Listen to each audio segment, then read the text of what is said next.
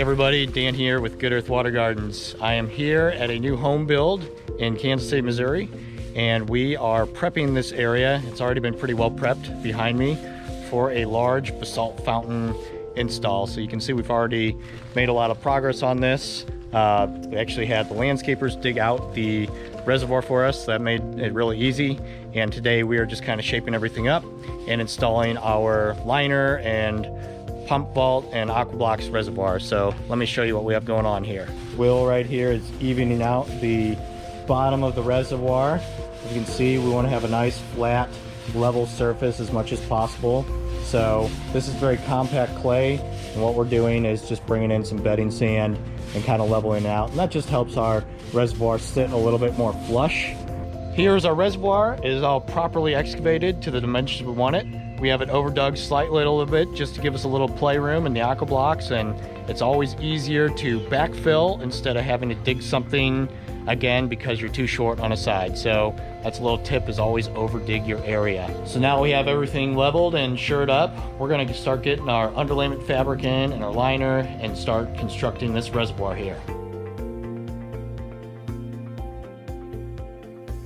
All right, we've got our aqua blocks here. Will is back getting the last panels assembled, and I am filling the reservoir. We'll get this all tucked in and trimmed up so that we'll have water in it for this evening and it won't be jeopardized by any rainstorms. End of day one here, and we pretty much successfully gotten our reservoir installed here and gotten to the point where I want to be. And then tomorrow, or hopefully sometime next week, we'll have this all wrapped up and get the stones placed and have it running too. See you guys here in a bit. All right, back here, day two at our basalt column fountain install in front of this home here. So got the basalt columns loaded up in the back of the truck, more tools here, and a couple more helpers to move these things because they are slightly heavy for just one person. So we're gonna go ahead and get started, start getting things unloaded, get these columns all hooked up, and hopefully have them turned on here by the end of the day. All right, we're making some progress here. As you can see, we have 2 of the 3 basalt columns in place, and these are so tall and slender and don't have a very wide base. We are modifying 2x4s with some concrete screws to anchor in here, so provide some good support on the bottom. So that's not typically how we do fountains, but in this case, I think it's necessary just so one of these columns doesn't fall over because they are pretty heavy.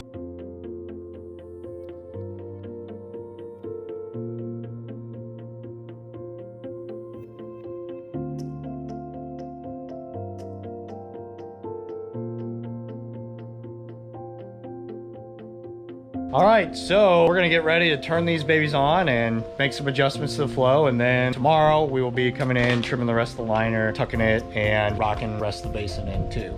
All right, everyone, I am back, and let me tell you, things look a little bit different, and that's because it is not the next day. It is about 8 months later. And what happened is, whenever I was bringing everything together, I forgot my camera and didn't get the rest of the footage for the finished build here. But I can assure you everything looks amazing. The landscaping's all done. It's a hot summer day, and the fountains are looking fantastic too. So let me turn you around here and show you how it came out.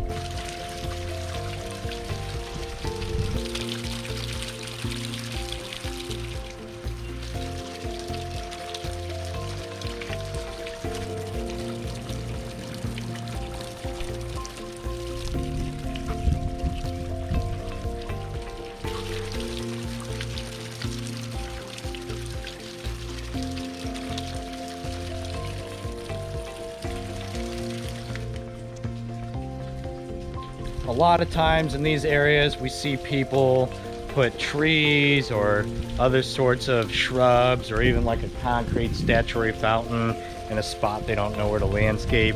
But I think this particular setup of these basalt columns turned out very well because it matches the rusticness of the house and just adds a really elegant accent to walking up this front porch area too.